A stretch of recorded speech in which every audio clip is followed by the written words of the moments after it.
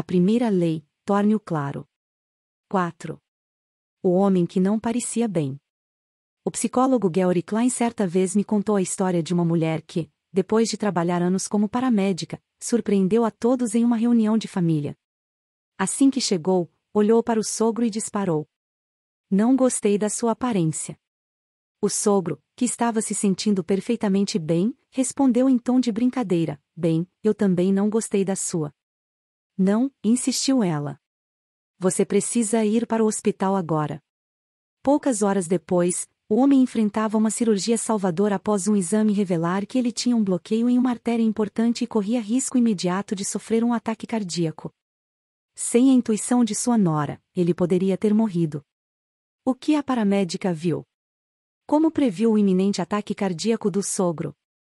Quando as principais artérias estão obstruídas, o corpo se concentra em enviar sangue para órgãos essenciais em detrimento das áreas periféricas e próximas da superfície da pele. O resultado é uma mudança no padrão de distribuição de sangue na face. Depois de muitos anos trabalhando com pessoas com insuficiência cardíaca, a mulher havia, sem saber, desenvolvido a capacidade de reconhecer esse padrão de imediato. Ela não conseguia explicar o que percebera no rosto do sogro, mas sabia que algo estava errado. Há histórias semelhantes em outras áreas. Por exemplo, analistas militares capazes de identificar qual bip em uma tela de radar é um míssil inimigo e qual é um avião da própria frota, embora ambos viajem na mesma velocidade e altitude, e pareçam idênticos ao radar em quase tudo. Durante a Guerra do Golfo, o tenente-comandante Michael Riley salvou um porta-aviões de guerra ao ordenar que um míssil fosse abatido, apesar de o míssil ser exatamente igual aos aviões do próprio navio no radar. Ele tomou a decisão correta, mas nem os oficiais superiores conseguiram explicar como ele fez isso. Sabe-se que curadores de museus são capazes de distinguir entre uma obra de arte autêntica e uma excelente falsificação, mesmo que não lhe digam com exatidão quais detalhes os fizeram chegar a essa conclusão. Radiologistas experientes conseguem analisar uma tomografia cerebral e prever a área em que ocorrerá um derrame antes que quaisquer sinais óbvios sejam visíveis para o olho destreinado. Já ouvi falar de cabeleireiros que percebem se uma cliente está grávida com base apenas na textura de seu cabelo. O cérebro humano é uma máquina preditiva. Ele absorve continuamente o entorno e analisa as informações que encontra. Sempre que você experimenta algo repetidamente, como um paramédico observando pacientes com ataque cardíaco ou um militar que visualiza mísseis, seu cérebro começa a perceber o que é importante, classificando os detalhes, identificando os estímulos relevantes e catalogando as informações para uso futuro. Com prática suficiente, você consegue captar os estímulos que predizem certos resultados sem pensar conscientemente nisso. Automaticamente, seu cérebro codifica as lições aprendidas através da experiência. Nem sempre conseguimos explicar o que estamos aprendendo, mas o aprendizado acontece ao longo do caminho, e sua capacidade de perceber os estímulos relevantes em uma determinada situação é a base de todos os seus hábitos. Subestimamos o quanto nossos cérebros e corpos fazem sem pensar. Você não diz a seu cabelo para crescer, coração para bater, pulmões para respirar ou a seu estômago para digerir. E, no entanto, seu corpo lida com tudo isso e muito mais no piloto automático. Você é muito mais do que seu eu consciente. Analisemos a fome. Como sabe quando está com fome? Você não precisa ver um cookie na bancada da cozinha para perceber que é hora de comer. O apetite e a fome são governados de forma não consciente. Seu corpo tem uma variedade de ciclos de feedback que gradualmente o alertam quando é hora de comer e que acompanham tudo o que acontece a seu redor e dentro de você. Os desejos surgem graças às substâncias químicas que circulam pelo corpo. De repente, você está com fome, mesmo sem saber o que estimulou. Esse é o insight mais surpreendente sobre nossos hábitos. Você não precisa estar ciente do estímulo para o hábito começar. Você pode perceber uma oportunidade e agir sem se conscientizar dela. É isso que torna os hábitos úteis. É também o que os torna perigosos. À medida que os hábitos se formam, suas ações emergem sob o comando de sua mente automática e não consciente. Você repete velhos padrões antes de perceber o que está acontecendo. A menos que alguém lhe mostre, você não consegue notar que cobre a boca com a mão sempre que ri, pede desculpas antes de fazer uma pergunta ou tem o hábito de terminar as frases de outras pessoas. E, quanto mais repetir esses padrões, é menos provável questionar o que está fazendo e por que está fazendo. Certa vez, ouvi falar de um balconista que foi instruído a cortar ao meio cartões presente vazios depois que os clientes gastassem todo o saldo. Um dia, vários clientes pagaram com cartões presente em sequência e, quando a pessoa seguinte se aproximou, o funcionário passou o cartão de crédito do cliente, pegou a tesoura e o cortou ao meio, totalmente no piloto automático, e só depois viu o cliente atônito e percebeu o que acabará de acontecer. Outra mulher que conheci em minha pesquisa foi uma ex-professora de pré-escola que havia mudado para um emprego corporativo. Mesmo trabalhando com adultos, seus velhos hábitos não a abandonaram, e ela perguntava aos colegas de trabalho se tinham lavado as mãos depois de ir ao banheiro. Também soube da história de um homem que passou anos trabalhando como salva-vidas e sempre que via uma criança correndo, gritava: "Camine!". Com o tempo, os estímulos que acionam nossos hábitos se tornam tão comuns que ficam invisíveis: as guloseimas no balcão da cozinha, o controle remoto ao lado do sofá, o telefone em seu bolso. Nossas respostas a essas sugestões são tão arraigadas que parece que a vontade de agir vem do nada. Por isso, devemos iniciar a mudança de comportamento com consciência. Antes de construirmos novos hábitos de forma efetiva, precisamos entender os atuais. Isso é mais desafiador do que parece, porque, uma vez que um hábito esteja enraizado, é, na maior parte, não consciente e automático. Se um hábito permanece sem sentido, você não pode esperar para melhorá-lo. Como o psicólogo Carl Jung disse, até que transforme o inconsciente em consciente, ele direcionará sua vida, e você o chamará de destino. Avaliação de hábitos. O sistema ferroviário japonês é considerado um dos melhores do mundo. Se pegar um trem em Tóquio, notará que os condutores têm um hábito peculiar. Enquanto cada operador percorre o trem, executa um ritual de apontar para diferentes objetos e dizer comandos. Quando o trem se aproxima de um semáforo, o operador aponta para ele e diz: "O sinal está verde". Quando o trem entra e sai de cada estação, o operador aponta para o velocímetro e fala a velocidade exata. Na hora da partida, o operador aponta para o cronograma e declara a hora. Na plataforma, outros funcionários realizam ações semelhantes. Antes de cada trem partir, os membros da equipe apontam para a borda da plataforma e dizem: "Livre". Cada detalhe é identificado, apontado e declarado em voz alta. 1. Esse processo, conhecido como apontar e falar, é um sistema de segurança projetado para reduzir erros. Parece bobo, mas funciona incrivelmente bem. Apontar e falar reduz os erros em até 85%, e os acidentes em 30%. O sistema de metrô muito em Nova York adotou uma versão modificada, que é da apenas apontar, e no período de 2 anos de implementação, os incidentes de paradas incorretas de metrô caíram 57%. Apontar e falar é tão eficaz porque leva um hábito não consciente para um nível mais consciente. Como os operadores do trem devem usar os olhos, mãos, boca e ouvidos, é mais provável que notem problemas antes que algo dê errado. Minha esposa faz algo parecido. Sempre que estamos nos preparando para sair para uma viagem, ela declara em voz alta os itens mais essenciais em sua lista. Estou com minhas chaves. Estou com minha carteira. Estou com meus óculos. Estou com meu marido. Quanto mais automático se torna um comportamento, é menos provável que pensemos conscientemente nele. E, quando fizemos algo 1000 vezes antes, começamos a ignorar as coisas. Assumimos que a próxima vez será como a última. Estamos tão acostumados a fazer o que sempre fizemos que não paramos para questionar se é a coisa certa a fazer. Muitos dos nossos fracassos de desempenho são em grande parte atribuíveis à falta de autoconsciência.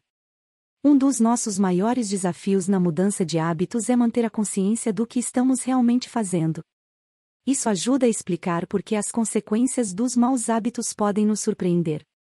Precisamos de um sistema apontar e falar em nossas vidas pessoais. Essa é a origem da avaliação de hábitos, um exercício simples que você pode utilizar para se tornar mais consciente do seu comportamento. Para criar uma avaliação só sua, faça uma lista dos seus hábitos diários. Aqui está uma amostra de como sua lista pode começar. Item acordar. Item desligar o alarme. Item checar seu celular. Item ir ao banheiro. Item pesar-se. Item tomar banho. Item escovar os dentes. Item passar fio dental. Item passar desodorante. Item pendurar a toalha para secar. Item vestir-se. Item fazer uma xícara de chá. E assim por diante. Depois de concluir sua lista, observe cada comportamento e pergunte a si mesmo: esse é um bom, mau ou hábito neutro? Se for um bom hábito, escreva mais ao lado dele.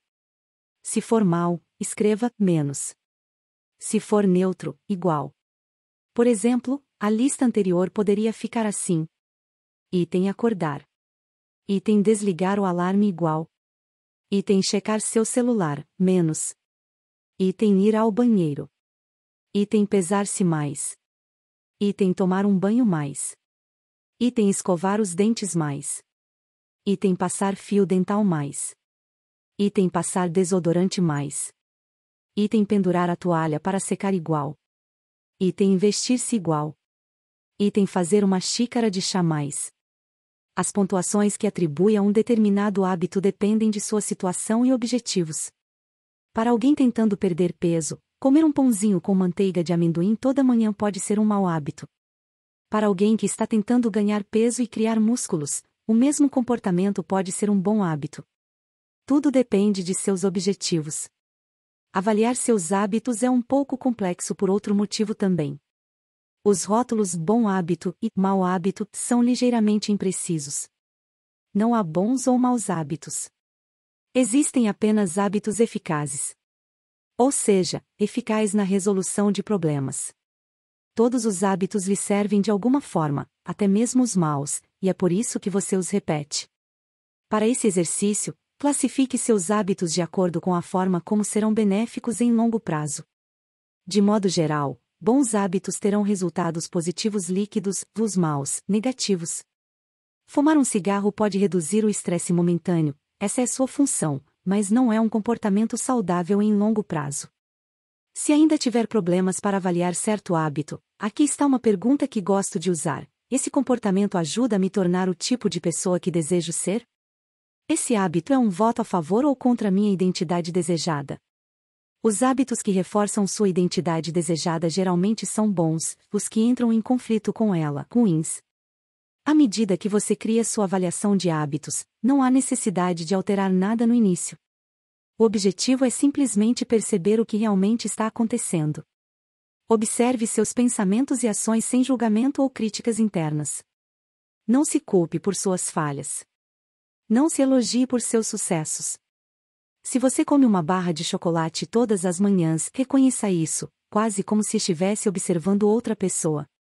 Ah, que interessante que ele faça algo assim. Se come compulsivamente, simplesmente observe que está ingerindo mais calorias do que deveria. Se perde muito tempo online, perceba que está passando sua vida de uma forma que não deseja. O primeiro passo para mudar os maus hábitos é estar atento a eles. Se você sente que precisa de ajuda extra, experimente o sistema apontar e falar em sua vida. Diga em voz alta a ação que está pensando em tomar e qual será o resultado. Se quiser reduzir o consumo de junk food, mas percebe que está prestes a pegar outro biscoito, diga em voz alta: estou prestes a comer este biscoito, mas não preciso dele. Comê-lo vai me fazer ganhar peso e prejudicar minha saúde. Ouvir seus maus hábitos falados em voz alta faz com que as consequências pareçam mais reais. Isso aumenta o peso da ação, em vez de apenas se deixar levar pela antiga rotina. Essa abordagem é útil mesmo quando você está simplesmente tentando se lembrar de uma tarefa na sua lista de afazeres. Basta dizer em voz alta: amanhã preciso ir ao correio depois do almoço, isso aumenta as chances de que realmente o faça. Você está começando a reconhecer a necessidade de ação, e isso pode fazer toda a diferença. O processo de mudança de comportamento sempre começa com a consciência. O foco de estratégias como apontar e falar e a avaliação de hábitos é fazer com que você reconheça seus hábitos e os estímulos que os acionam, o que possibilita responder de uma maneira benéfica. Resumo do capítulo. Item: com prática suficiente, seu cérebro vai captar os estímulos que predizem certos resultados sem pensar conscientemente nisso. Item: uma vez que nossos hábitos se tornam automáticos, deixamos de prestar atenção ao que estamos fazendo. Item: o processo de mudança de comportamento sempre começa com a consciência. Você precisa estar ciente de seus hábitos antes de poder mudá-los. Item apontar e falar leva um hábito não consciente para um nível mais consciente através da verbalização das ações. Item avaliação de hábitos é um exercício simples que você pode usar para se tornar mais consciente do seu comportamento. 5. A melhor maneira de criar um novo hábito. Em 2001, pesquisadores da Grã-Bretanha começaram a trabalhar com 248 pessoas para criar melhores hábitos de exercício ao longo de 2 semanas. Os sujeitos foram divididos em 3 grupos. O primeiro grupo foi o grupo de controle. A essas pessoas foi solicitado apenas que registrassem quantas vezes se exercitavam. O segundo grupo foi o grupo da motivação. Essas pessoas deveriam não só registrar seus treinos, mas também ler artigos sobre os benefícios do exercício. Os pesquisadores também explicaram ao grupo como o exercício reduz o risco de doença coronariana e melhora a saúde do coração. Finalmente, havia um terceiro grupo. Esses sujeitos receberam a mesma apresentação que a do segundo grupo, o que garantiu que tivessem níveis iguais de motivação. No entanto, também lhes foi pedido que formulassem um planejamento de quando e onde se exercitariam durante a semana seguinte.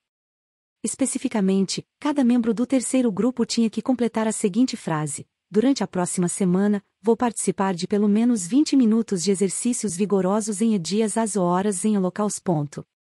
No primeiro e no segundo grupos, de 35% a 38% das pessoas se exercitaram pelo menos uma vez por semana. Curiosamente, a apresentação motivacional dada ao segundo grupo parecia não ter um impacto significativo no comportamento. Mas 91% do terceiro grupo se exercitou pelo menos uma vez por semana, mais que o dobro da taxa normal. A frase que tiveram que completar é o que os pesquisadores chamam de intenção de implementação, que é um plano de quando e onde agir. Isto é, como você intenciona implementar um determinado hábito. Há uma ampla gama de tipos de estímulos capazes de desencadear um hábito: a sensação do celular vibrando no bolso, o cheiro de biscoitos de chocolate, o som da sirene de uma ambulância, mas os 2 estímulos mais comuns são hora e local, por isso que as intenções de implementação os usam. Em linhas gerais, o formato para criar uma intenção de implementação é: quando a situação X surgir, executarei a resposta Y. Centenas de estudos demonstraram que as intenções de implementação são eficazes para atingirmos nossos objetivos, sejam elas anotar a hora e a data exatas de quando você tomará uma vacina contra a gripe ou registrar o horário de sua consulta de colonoscopia. A intenção de implementação aumenta as chances de as pessoas adotarem hábitos como reciclar, estudar, dormir cedo e parar de fumar. Pesquisadores descobriram que o comparecimento de eleitores aumenta quando são forçados a criar intenções de implementação respondendo a perguntas como: que caminho você vai pegar para a sessão de votação? A que horas planeja votar? Que ônibus tomará até lá? Outros programas governamentais bem-sucedidos conseguiram estimular cidadãos a criar um plano claro para enviar suas declarações de imposto de renda no prazo ou fornecendo instruções sobre quando e onde pagar multas atrasadas de trânsito. A conclusão é clara: pessoas que fazem planos específicos sobre quando e onde praticarão um novo hábito têm maior probabilidade de persistir. Muitas pessoas tentam mudar seus hábitos sem que esses detalhes básicos sejam compreendidos. Dizemos a nós mesmos: vou comer de forma mais saudável ou vou escrever mais, mas nunca nos dizemos quando e onde isso acontecerá. Deixamos tudo ao acaso e esperamos que iremos simplesmente nos lembrar de fazer isso ou nos sentirmos motivados na hora certa. Uma intenção de implementação elimina noções nebulosas como quero trabalhar mais, quero ser mais produtivo ou eu deveria votar e as transforma em um plano de ação concreto. Muitas pessoas pensam que não têm motivação quando o que realmente lhes falta é clareza. Nem sempre é óbvio quando e onde agir. Algumas pessoas passam a vida inteira esperando o tempo certo para se aprimorar. Uma vez que uma intenção de implementação tenha sido definida, você não precisa esperar pela inspiração. Devo escrever um capítulo hoje ou não? Devo meditar esta manhã ou na hora do almoço? Quando o momento da ação chegar, não há necessidade de tomar uma decisão. Basta seguir o plano.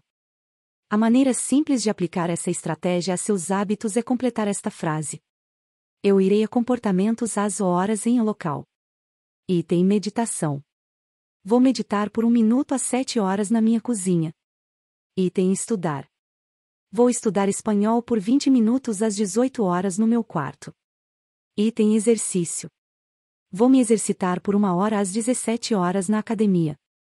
Item casamento. Vou fazer uma xícara de chá para meu parceiro às 8 horas na cozinha. Se você não tiver certeza de quando começar seu hábito, tente o primeiro dia da semana, do mês ou do ano. As pessoas são mais propensas a agir nesses momentos, porque a esperança é geralmente maior. Se tivermos esperança, temos um motivo para agir. Um novo começo parece motivador. Há outro benefício para as intenções de implementação.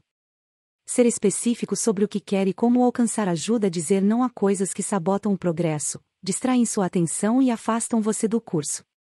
Costumamos dizer sim a pequenas exigências, porque não temos clareza suficiente sobre o que precisamos fazer em vez disso.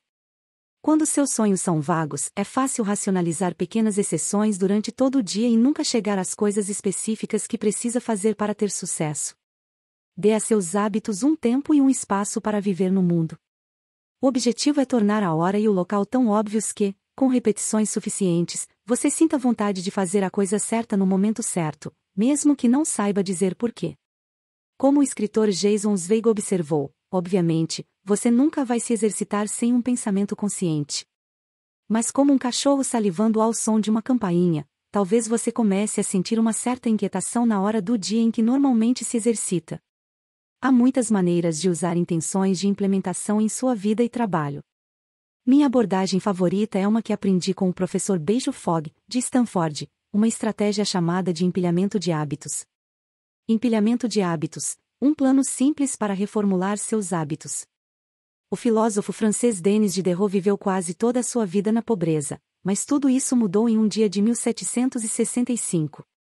A filha de Diderot estava prestes a se casar, e ele não podia pagar pelo casamento. Apesar da falta de recursos, Diderot era muito conhecido por seu papel como cofundador e escritor da Enciclopédia, uma das enciclopédias mais abrangentes da época. Quando Catarina, a Grande, imperatriz da Rússia, soube dos problemas financeiros de Diderot, se apiedou. Ela era uma grande amante dos livros e apreciava muito o trabalho do filósofo na enciclopédia. A imperatriz se ofereceu para comprar a biblioteca pessoal de Diderot por 1.000 libras, mais de $150.000 nos dias de hoje. De repente, dinheiro não era mais problema para Diderot. Com sua recém-adquirida fortuna, ele não apenas pagou pelo casamento, mas também adquiriu um manto escarlate para si. O manto escarlate de Diderot era lindo. Tão bonito, de fato, que ele imediatamente percebeu como destoava de suas outras posses, muito mais prosaicas. Ele escreveu que não havia mais coordenação, unidade e beleza entre seu elegante manto e o resto de suas coisas. Diderot logo sentiu o desejo de aprimorar suas posses. Ele substituiu seu tapete por um de damasco. Decorou sua casa com esculturas caras. Comprou um espelho para colocar acima da lareira e uma mesa de cozinha melhor. Substituiu sua velha cadeira de palha por uma de couro. Em um efeito dominó, uma compra levou à seguinte. O comportamento de Diderot não é incomum. Na verdade, a tendência de uma compra levar a outra tem um nome, efeito Diderot. Segundo esse preceito, a obtenção de uma posse muitas vezes cria uma espiral de consumo que leva a compras adicionais. Esse padrão está presente em todos os lugares.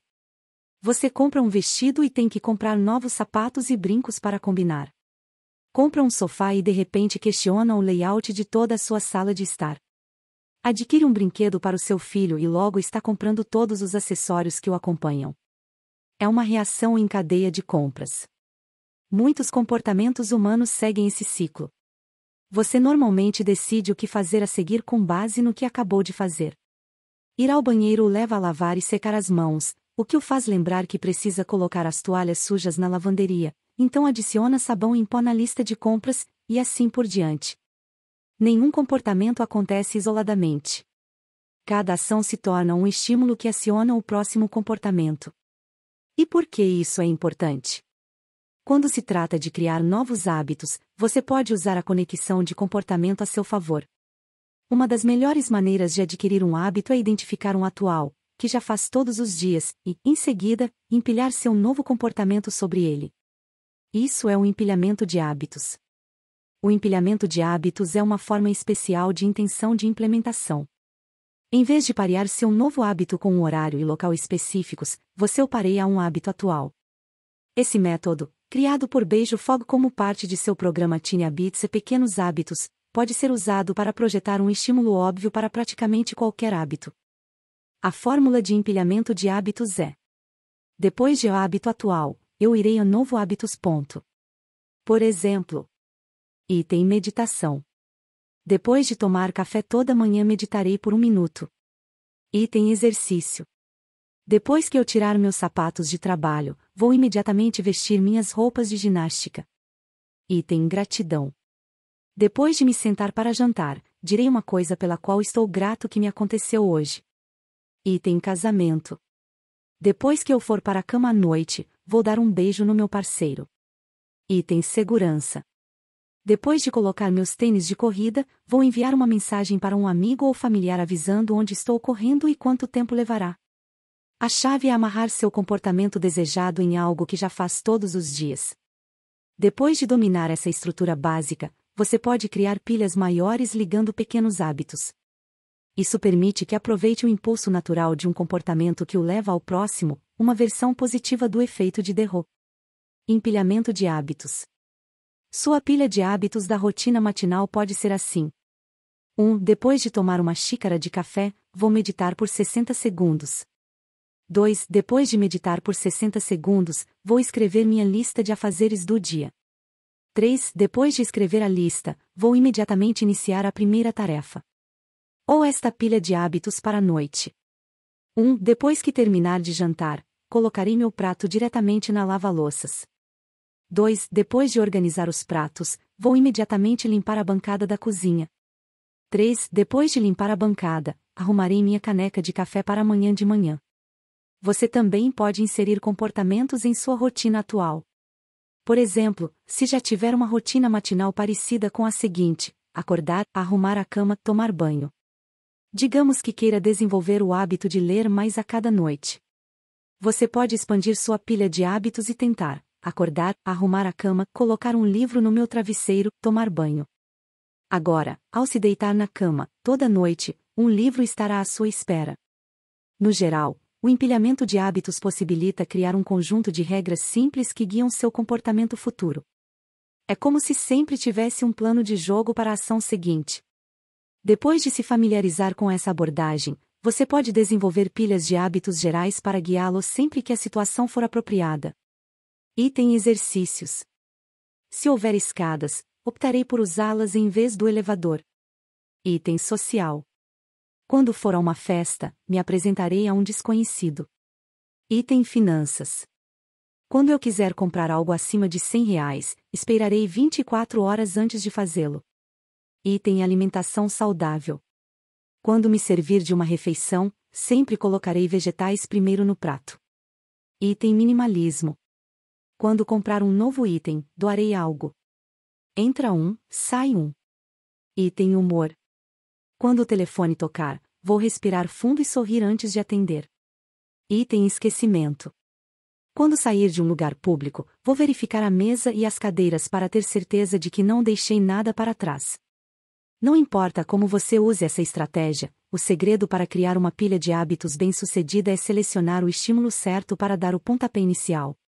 Ao contrário de uma intenção de implementação, que declara especificamente a hora e o local para um determinado comportamento, o empilhamento de hábitos implica tacitamente a hora e a localização incorporadas. Quando e onde escolhe inserir um hábito em sua rotina pode fazer uma grande diferença. Se está tentando adicionar meditação em sua rotina matinal, mas as manhãs são caóticas e seus filhos continuam correndo pela sala, então esses podem ser o lugar e a hora errados. Considere quando é mais provável que vá ser bem-sucedido. Não se imponha a criar um hábito quando é provável que esteja ocupado com outra coisa. Seu estímulo também deve ter a mesma frequência que o hábito desejado. Se quer praticar um hábito todos os dias, empilhá-lo em um hábito que só acontece às segundas-feiras não é uma boa escolha. Uma maneira de encontrar o estímulo certo para sua pilha de hábitos é através do brainstorming de uma lista de seus hábitos atuais. Você pode usar sua avaliação de hábitos do capítulo anterior como ponto de partida. Outra opção é criar uma lista com 2 colunas. Na primeira, anote os hábitos que faz todos os dias, sem falta. 3. Por exemplo, item levantar da cama. Item tomar banho. Item escovar os dentes. Item vestir-se. Item fazer uma xícara de café. Item tomar café da manhã. Item levar as crianças para a escola. Item começar o dia de trabalho. Item almoçar. Item encerrar o expediente. Item trocar a roupa de trabalho. Item sentar-se para jantar. Item apagar as luzes.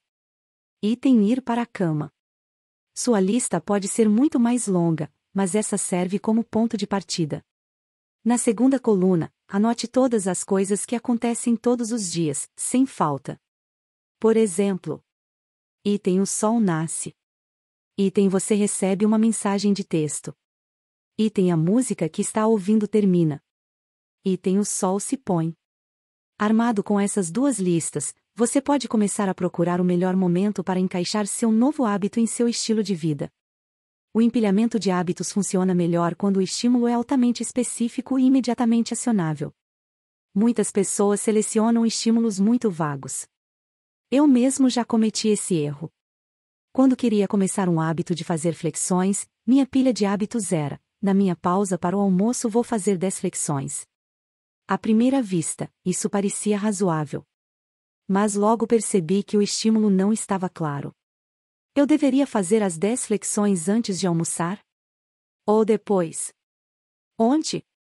Depois de alguns dias não consistentes, mudei minha pilha de hábitos para: quando fechar meu notebook para ir almoçar, farei 10 flexões ao lado da minha mesa. A ambiguidade desapareceu. Hábitos como ler mais ou comer melhor são causas válidas, mas esses objetivos não fornecem instruções sobre como e quando agir.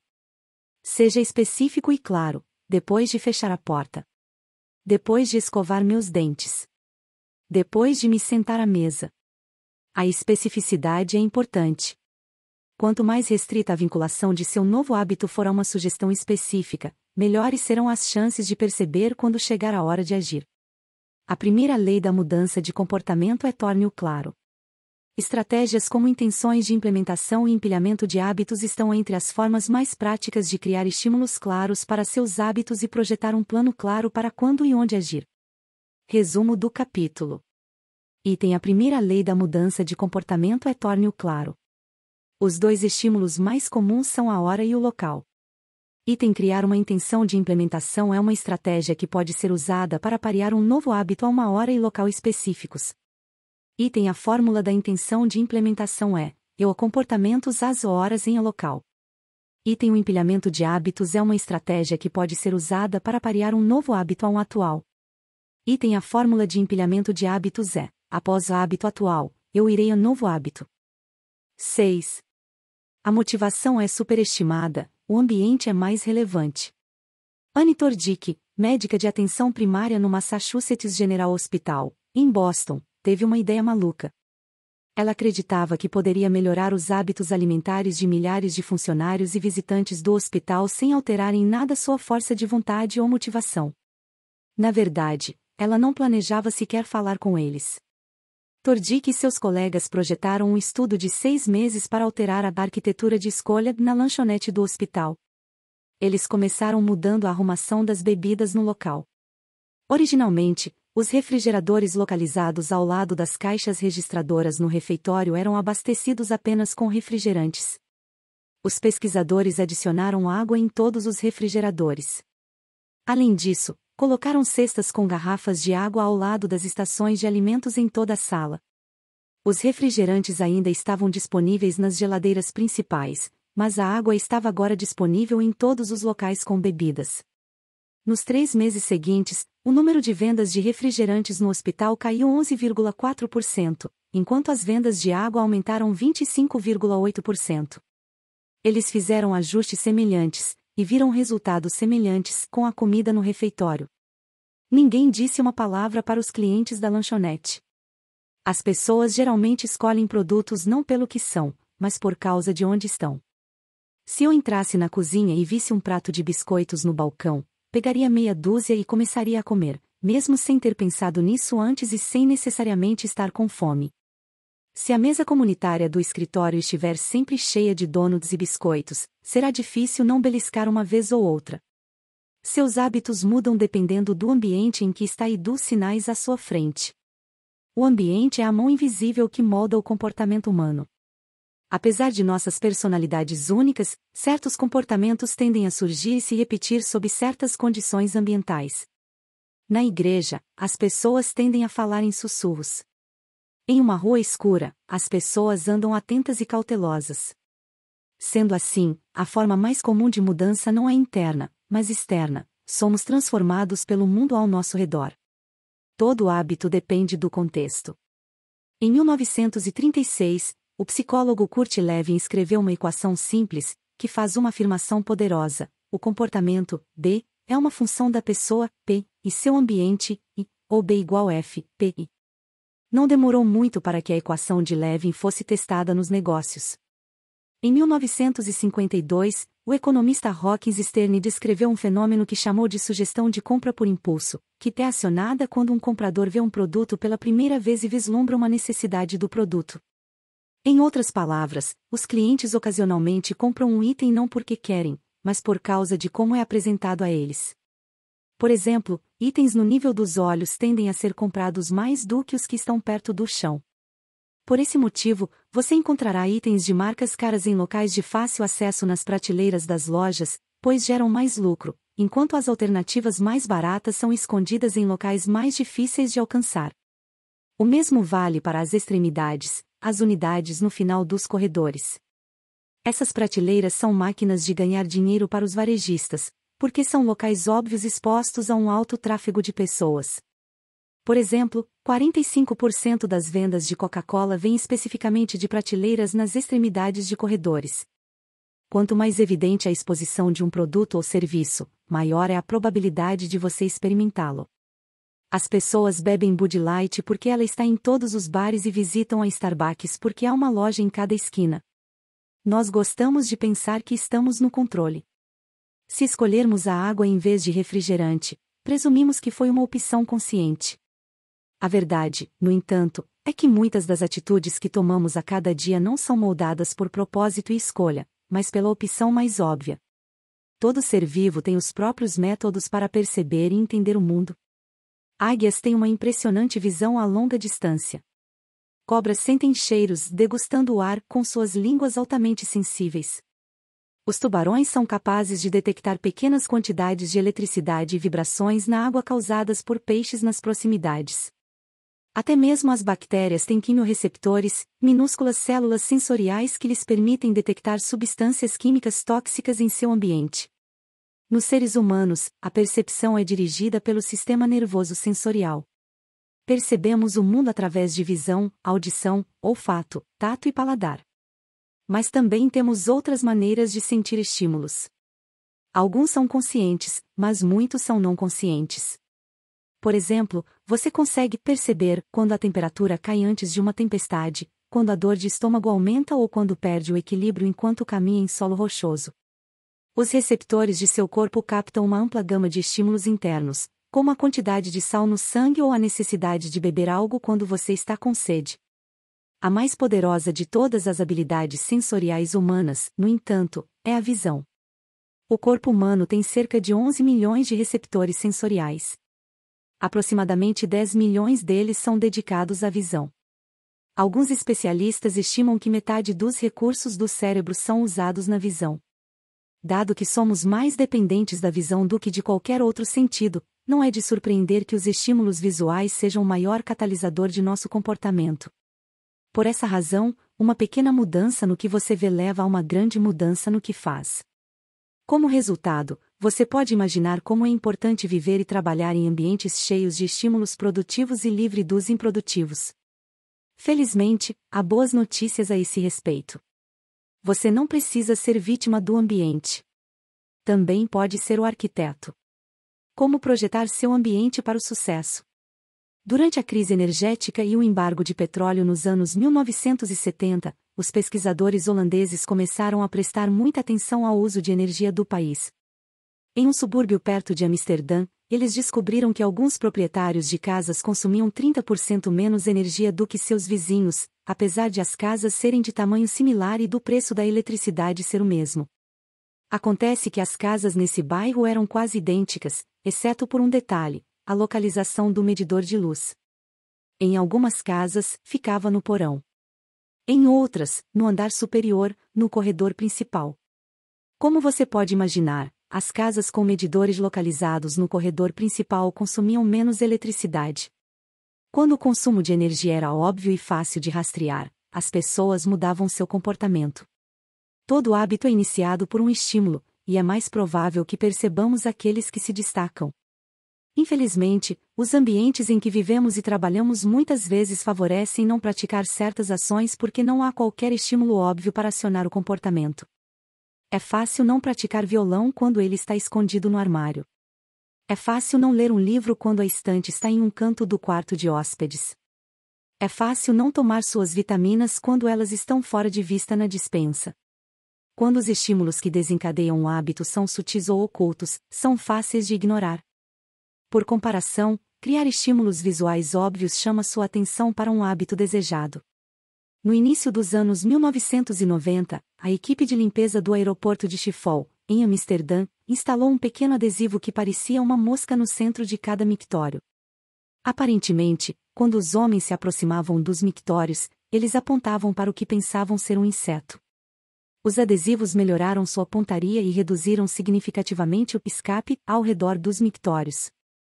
Análises posteriores determinaram que os adesivos reduziram os custos de limpeza do banheiro em 8% ao ano. Experimentei o poder dos estímulos óbvios em minha própria vida. Eu costumava comprar maçãs, colocá-las na gaveta de vegetais na parte inferior da geladeira e esquecê-las. No momento em que me lembrava, elas já haviam estragado. Eu não as via, então não as comia. Finalmente, aceitei meu próprio conselho e redesenhei meu ambiente. Comprei uma tigela grande e coloquei no meio da bancada da cozinha. Da próxima vez que comprei maçãs, foi lá que as coloquei, bem no meio da cozinha, onde eu podia vê-las. Quase como mágica, comecei a comer algumas maçãs todos os dias simplesmente porque estavam à vista e não escondidas. Eis algumas maneiras de redesenhar seu ambiente e tornar os estímulos para seus hábitos preferidos mais óbvios. Item: se quiser se lembrar de tomar sua medicação toda noite, coloque o frasco de comprimidos bem ao lado da pia do banheiro. Item: se quiser praticar violão com mais frequência, coloque-o em um suporte no meio da sala de estar. Item: se quiser se lembrar de enviar mais cartões de agradecimento, mantenha uma pilha de papel de carta na sua mesa. Item: se quiser beber mais água, encha algumas garrafas de água todas as manhãs e as espalhe pelas áreas mais frequentadas da casa. Se quiser transformar o hábito em uma grande parte de sua vida, torne o estímulo grande parte de seu ambiente. Os comportamentos mais persistentes geralmente têm vários estímulos. Pense em quantas maneiras diferentes um fumante pode ser levado a pegar um cigarro, dirigindo o carro, vendo um amigo fumar, sentindo-se estressado no trabalho e assim por diante. A mesma estratégia pode ser empregada para criar bons hábitos. Ao espalhar estímulos a seu redor, você aumenta as chances de se lembrar de seu hábito ao longo do dia. Certifique-se de que a melhor escolha seja sempre a mais óbvia. Tomar uma decisão melhor é fácil e natural quando os gatilhos dos bons hábitos estão bem à sua frente.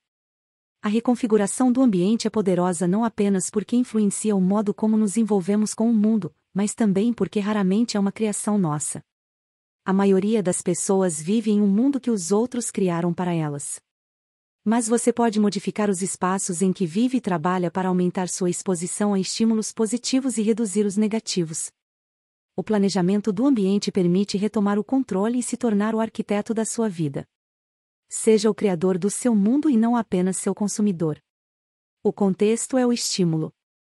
Os estímulos, ou gatilhos, que desencadeiam um hábito podem começar de maneira muito específica, mas, com o passar do tempo, seus hábitos se associam não apenas a um único gatilho, mas a todo o contexto que cerca o comportamento. Por exemplo, muitas pessoas bebem mais em situações sociais do que jamais beberiam sozinhas. O gatilho raramente é um estímulo único, mas sim toda a situação: ver seus amigos pedindo bebidas, ouvir a música no bar, ver as cervejas sendo servidas. Mentalmente atribuímos nossos hábitos aos locais em que ocorrem, a casa, o escritório, a academia. Cada local desenvolve uma conexão com certos hábitos e rotinas. Você estabelece um relacionamento particular com os objetos em sua mesa, os itens na bancada de sua cozinha, as coisas em seu quarto. Nosso comportamento não é definido pelos objetos no ambiente, mas pelo nosso relacionamento com eles. Na verdade, essa é uma maneira útil de pensar sobre a influência do ambiente em seu comportamento. Pare de pensar no ambiente como um conjunto de objetos. Comece a pensar nele com base nos relacionamentos. Pense em como interage com os espaços a seu redor. Para uma pessoa, o sofá é o lugar onde ela lê por uma hora toda noite. Para outra, o mesmo sofá é o local em que assiste à televisão e toma sorvete depois do trabalho. Pessoas diferentes podem ter diferentes memórias e, portanto, hábitos diferentes, associadas ao mesmo lugar. A boa notícia? Você pode se treinar para associar um hábito específico a um determinado contexto. Em um estudo, cientistas instruíram insones a irem para a cama apenas quando estivessem cansados. Se não conseguissem adormecer, deveriam se sentar em um cômodo diferente até que sentissem sono. Com o tempo, eles começaram a associar o contexto de sua cama com a ação de dormir, e ficou mais fácil adormecer rapidamente quando iam para a cama. Seus cérebros aprenderam que dormir, não mexer em seus telefones, assistir à televisão, olhar para o relógio, era a única ação que acontecia naquele ambiente. O poder do contexto também revela uma estratégia importante: é mais fácil mudar os hábitos em um novo ambiente. Ajuda a fugir de estímulos e gatilhos sutis que o levam a seus hábitos atuais. Vá para um lugar novo, um café diferente, um banco no parque, um canto do seu quarto que raramente usa, e crie uma nova rotina. É mais fácil associar um novo hábito a um novo contexto do que construir um novo hábito na presença de estímulos concorrentes. Pode ser difícil ir para a cama cedo se costuma assistir à televisão no seu quarto todas as noites. Pode ser difícil estudar na sala de estar sem se distrair se é lá que sempre joga videogame. Mas quando você sai do seu ambiente normal, deixa suas tendências comportamentais para trás. Não estará mais lutando contra antigos estímulos ambientais, o que permite que novos hábitos se formem sem interrupção. Quer pensar de forma mais criativa? Vá para uma sala maior, um pátio na cobertura ou um prédio com arquitetura ampla. Tire uma folga do espaço onde trabalha diariamente, que também está ligado a seus padrões de pensamento atuais. Está tentando se alimentar de forma mais saudável? É provável que você faça compras no piloto automático no supermercado de costume. Experimente um novo mercado. Você pode achar mais fácil evitar alimentos não saudáveis quando seu cérebro não sabe automaticamente onde eles estão na loja. Quando não conseguir ir para um ambiente totalmente novo, redefina ou reorganize o atual. Crie um espaço separado para trabalho, estudo, exercício, entretenimento e cocção. Um mantra que considero muito útil é: um espaço, um uso. Quando comecei minha carreira como empreendedor, costumava trabalhar no meu sofá ou na mesa da cozinha. À noite, eu tinha muita dificuldade em parar de trabalhar. Não havia divisão clara entre o final do expediente e o início do tempo pessoal. A mesa da cozinha era meu escritório ou local em que fazia minhas refeições. O sofá era para relaxar ou para enviar e-mails. Tudo acontecia no mesmo lugar. Alguns anos depois, finalmente consegui me mudar para uma casa com uma sala separada para o meu escritório. De repente, o trabalho era algo que acontecia aqui, e a vida pessoal era algo que acontecia lá fora. Foi mais fácil desligar o lado profissional do meu cérebro quando havia uma linha divisória clara entre a vida profissional e a doméstica. Cada ambiente tinha um uso principal. A cozinha era para cozinhar. O escritório, para trabalhar. Sempre que possível, evite misturar o contexto de um hábito com o outro. Quando começa a misturar contextos, você começa a misturar hábitos, e os mais fáceis geralmente vencem. Essa é uma das razões pelas quais a versatilidade da tecnologia moderna é tanto um ponto positivo quanto negativo. Você pode usar seu telefone para todos os tipos de tarefas, o que o torna um dispositivo poderoso. Mas quando é possível usar seu telefone para fazer praticamente tudo, fica difícil associá-lo a uma só tarefa. Você quer ser produtivo, mas também está condicionado a navegar nas redes sociais, verificar e-mails e jogar sempre que pega o telefone. É uma confusão de estímulos. Você pode estar pensando, você não entende. Moro em São Paulo, meu apartamento é do tamanho de um smartphone. Preciso que cada cômodo desempenhe vários papéis. Bastante justo. Se seu espaço é limitado, divida-o em zonas de atividade, uma cadeira para ler, uma mesa para escrever, uma mesa para comer. Faça o mesmo com seus espaços digitais. Conheça um escritor que usa seu computador apenas para escrever, seu tablet apenas para leitura e seu telefone apenas para usar mídias sociais e enviar mensagens de texto. Todo hábito deveria ter um lar. Se conseguir manter essa estratégia, cada contexto ficará associado a um hábito e a um modo de pensamento específicos. Os hábitos prosperam sob circunstâncias previsíveis como essas. O foco surge automaticamente quando você se senta em sua mesa de trabalho. O relaxamento é mais fácil se estiver em um espaço projetado para essa finalidade. O sono vem rapidamente quando é a única coisa que acontece no seu quarto. Se quer ter comportamentos estáveis e previsíveis, você precisa de um ambiente estável e previsível. Um ambiente estável, em que tudo tem um lugar e um propósito, é um ambiente em que os hábitos se formam facilmente. Resumo do capítulo. Item: pequenas mudanças no contexto levam a grandes mudanças no comportamento ao longo do tempo. Item: todo hábito é iniciado por um estímulo ou gatilho. É mais provável que notemos os estímulos que se destacam. Item: torne os estímulos de bons hábitos óbvios em seu ambiente. Item: gradualmente, seus hábitos acabam associados não a um único gatilho, mas a todo o contexto que envolve o comportamento. O contexto se torna o estímulo. Item: é mais fácil construir novos hábitos em um novo ambiente, porque você não precisa lutar contra os velhos estímulos. 7. O segredo do autocontrole.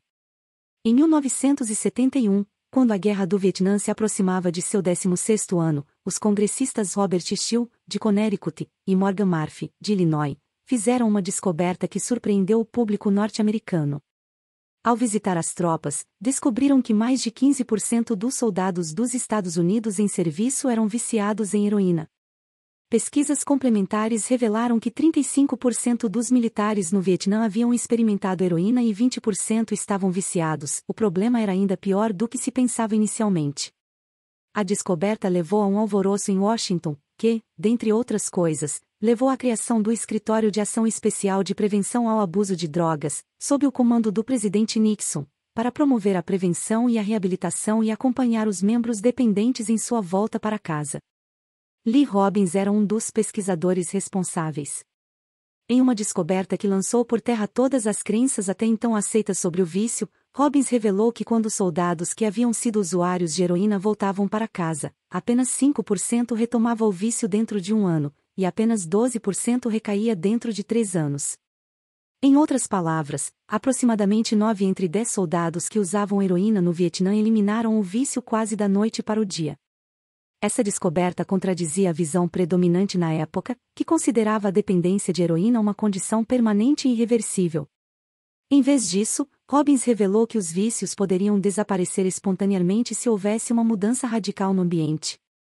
No Vietnã, os soldados passavam o dia todo cercados de estímulos que acionavam o uso da heroína. A droga era de acesso fácil, eles viviam mergulhados no estresse constante da guerra, criavam vínculos de amizade com outros soldados que também eram usuários de heroína e estavam a milhares de quilômetros de casa. No entanto, uma vez que o soldado retornava aos Estados Unidos, ele se via em um ambiente livre desses gatilhos. Quando o contexto mudava, o mesmo acontecia com o hábito. Compare essa situação com a de um usuário típico de drogas. Alguém se torna viciado em casa ou com amigos, vai a uma clínica para ficar limpo, um ambiente desprovido de todos os estímulos ambientais que induzem seu hábito, e retorna ao antigo bairro com todos os gatilhos anteriores que o levaram a se viciar. Não é de admirar que normalmente os números sejam exatamente o oposto daqueles do estudo no Vietnã. Em geral, 90% dos usuários de heroína sofrem recaídas quando saem da clínica de reabilitação e voltam para casa. Os estudos sobre o Vietnã contrariaram muitas de nossas crenças culturais sobre maus hábitos porque desafiaram a associação convencional de comportamento doentio com fraqueza moral.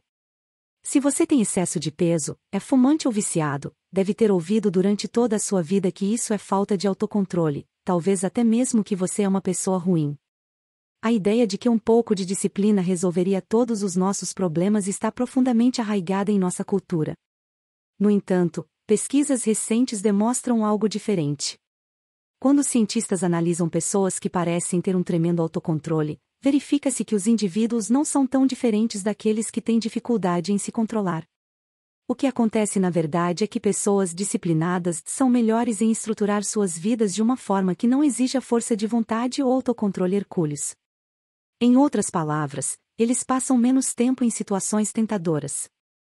As pessoas com mais autocontrole são tipicamente aquelas que precisam exercê-lo minimamente. É mais fácil praticar o autocontrole quando você não tem que usá-lo com muita frequência. Então, sim, perseverança, garra e força de vontade são essenciais para o sucesso, mas a maneira de melhorar essas qualidades não é desejar que você seja uma pessoa mais disciplinada, mas criar um ambiente mais disciplinado.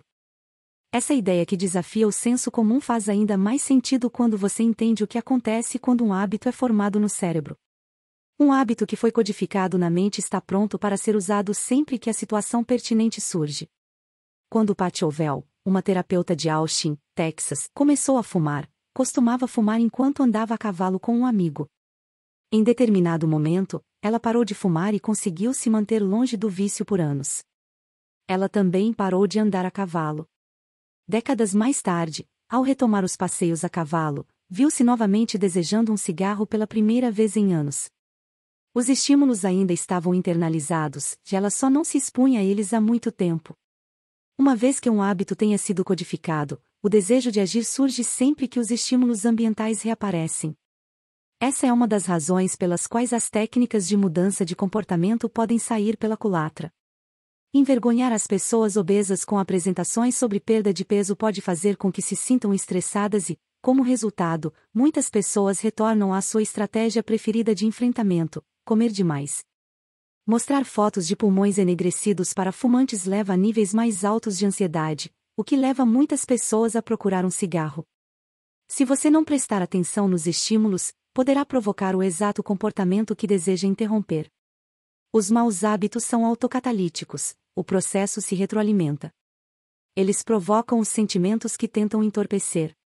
Você se sente mal, então come junk food. Porque comeu junk food, você se sente mal. Assistir à televisão faz você se sentir preguiçoso, então você assiste a mais televisão, porque não tem energia para fazer qualquer outra coisa. Preocupar-se com sua saúde faz com que fique ansioso, o que faz com que fume para aliviar a ansiedade, o que piora ainda mais sua saúde e logo se sentirá mais ansioso. É uma espiral descendente, um trem desgovernado de maus hábitos. Pesquisadores referem-se a esse fenômeno como desejo induzido por estímulo. Um gatilho externo cria um desejo compulsivo de repetir um mau hábito. Uma vez que você percebe uma coisa, começa a desejá-la. Esse processo está acontecendo o tempo todo, muitas vezes sem nos darmos conta. Cientistas descobriram que mostrar aos viciados uma foto de cocaína por apenas 33 milissegundos estimula o caminho da recompensa no cérebro e provoca o desejo. Essa velocidade é rápida demais para ser registrada conscientemente pelo cérebro. Os viciados não conseguiam nem mesmo identificar o que tinham visto, mas ansiavam pela droga da mesma forma. Moral da história: você pode quebrar um hábito, mas é improvável que o esqueça. Uma vez que os sulcos mentais do hábito tenham sido criados em seu cérebro, são quase impossíveis de serem removidos completamente, mesmo que não sejam usados por um bom tempo. E isso significa que simplesmente resistir à tentação é uma estratégia ineficaz. É difícil manter uma atitude zen em uma vida cheia de interrupções. É preciso muita energia. No curto prazo, você pode escolher dominar a tentação. Em longo prazo, nos tornamos um produto do ambiente em que vivemos. Para ser franco, nunca vi alguém manter hábitos positivos de forma consistente em um ambiente negativo. Uma abordagem mais confiável é eliminar os maus hábitos pela raiz. Uma das maneiras mais práticas de acabar com eles é reduzir a exposição aos estímulos que os desencadeiam. Item: se não consegue trabalhar, deixe o telefone em outro cômodo por algumas horas. Item: se está continuamente sentindo que não é bom o suficiente, pare de seguir as contas de mídia social que provocam ciúme e inveja. Item: se está perdendo muito tempo assistindo à televisão, remova-a do quarto. Item: se está gastando muito dinheiro com produtos eletrônicos, Pare de ler as resenhas dos últimos equipamentos de tecnologia. Item: se estiver jogando videogame em excesso, desconecte o console e coloque-o em um armário após cada uso. Essa prática é uma inversão da primeira lei da mudança de comportamento. Ao invés de torná-lo claro, você pode torná-lo invisível. Muitas vezes me surpreendo com o quanto essas mudanças simples são eficazes. Remova um único estímulo, e todo o hábito desaparece. O autocontrole é uma estratégia de curto, não de longo, prazo. Você pode ser capaz de resistir à tentação uma ou duas vezes, mas é improvável que consiga reunir a força de vontade para vencer seus desejos todas as vezes. Em vez de convocar uma nova dose de força de vontade sempre que quiser fazer a coisa certa, sua energia seria melhor aproveitada para otimizar seu ambiente. Esse é o segredo do autocontrole. Torne os estímulos de seus bons hábitos claros e os dos maus, invisíveis. Resumo do capítulo. Item: a inversão da primeira lei da mudança de comportamento é torná-lo invisível. Item: uma vez que um hábito é formado, é improvável que seja esquecido. Item: pessoas com autocontrole elevado tendem a gastar menos tempo em situações tentadoras. É mais fácil evitar do que resistir à tentação. Item: uma das maneiras mais práticas de eliminar um mau hábito é reduzir a exposição ao estímulo que o desencadeia. Item: o autocontrole é uma estratégia de curto, não de longo, prazo.